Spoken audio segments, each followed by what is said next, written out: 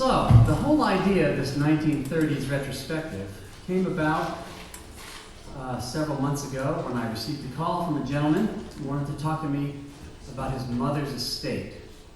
I'm a band director, about his mother's estate. So my mother was a composer in the 20s and 30s, and I've been going through the boxes of stuff in the attic, and I found some things that you might be interested in.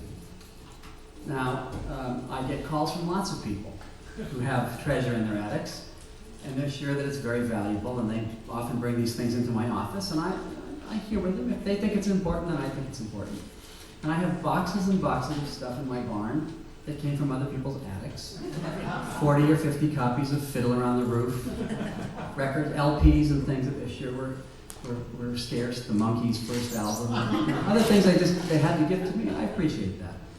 But what got my attention when Joel came to my office was, it began with, well, here's a letter that George Gershwin wrote to my mom. And you'll see that in your program on the third page. I don't know, the lights are low, but later, it said, and what's her name again? Rosamonde Safier. I'd not heard of this woman. The second thing that he said that got my attention was, oh yes, I think her songs were made famous by Rudy Vallée. And there's a name I do know. He was the drum major of the Yale Precision Marching Band in 1927 and 1928. And we had some interesting correspondence in the 80s when I first came to Yale, and there was a little dispute about who owned the Whiff and Proof song. So I remembered Rudy. Said, this is not an average person. So we began to look through the materials, and I found a number of things that were so musically and historically interesting. I said, we should put these together and see if we can't bring the music of Rosamonde Safier back to life today. So I just want to tell you a little bit about her, since she is, in a way, the reason that we have this concert tonight. She was born in 1912, and in 1930, she played two songs that she wrote for Helen Kane, performed in Pittsburgh. She had written 20 songs to date. At this time, she was a senior in Monessen High School. She headed off to New York in 1931. She studied at the Institute of Musical Art, the Damrosch School, which we now know as Juilliard. And in 1931, she played a few of her songs for George Gershwin, and I just found out a little earlier tonight, that Ira was there, the other brother was there, and even Gershwin's mom probably was there in the room, the chaperone. In 1931, she, which is very unusual, received a contract with Harms Incorporated, one of the big music publishers. In 1931 later, Rudy Vallée sang her tune Blue Lady on the Fleischman Hour, big radio hour. In 1933, she was on stage with Rudy Vallée in Pittsburgh, playing her song Because I've Known Love, which is where we're heading with this big introduction.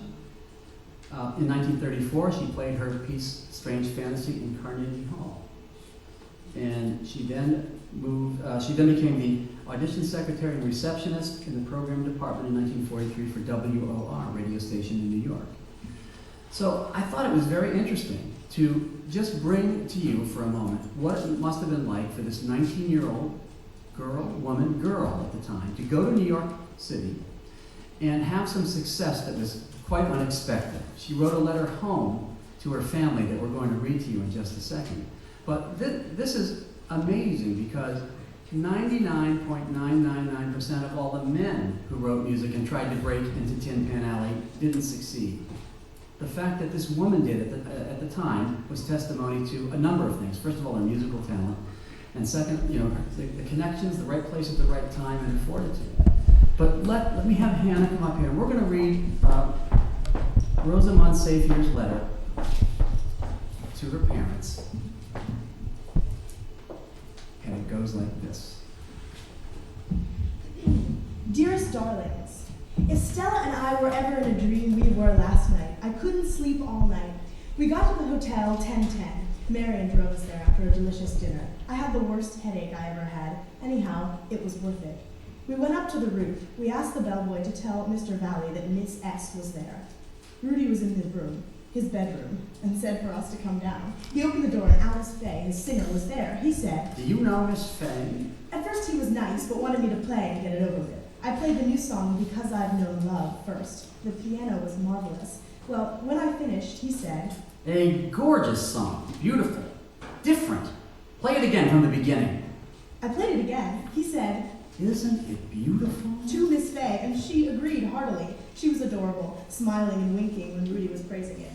The third time, he sang the whole thing. Estelle and I were so thrilled, we couldn't stand it. He said, It's not commercial, you know that. we did know it, and we're thankful that he realized it. He said, You write in the minor strain, which is very beautiful and very difficult. I'm going to have an arranger make a special orchestration of this at once. It will make a gorgeous arrangement. we nearly fainted at that point. Then he said to Alice Faye, I may save this for the scandals or the vanities this fall. and he kept raving. We couldn't believe it. So many country folks come to the big city and they make it. And we capture the moment when Rosamonde meets Rudy Vallée. As it turns out, Because I've Known Love was an extremely difficult piece of music because it was highly chromatic.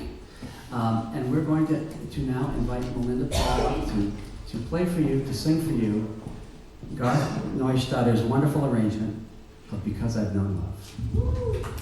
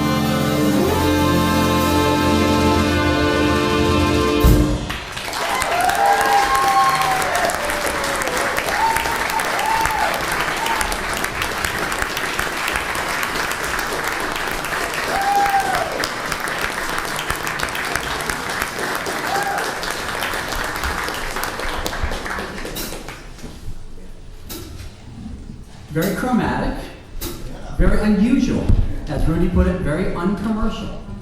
And you'll hear a little bit later in the next letter that it caused some problems for the orchestra, and it had to be delayed because of its difficult nature. What kind of musicians did they have back then? We had sharps and flats back then.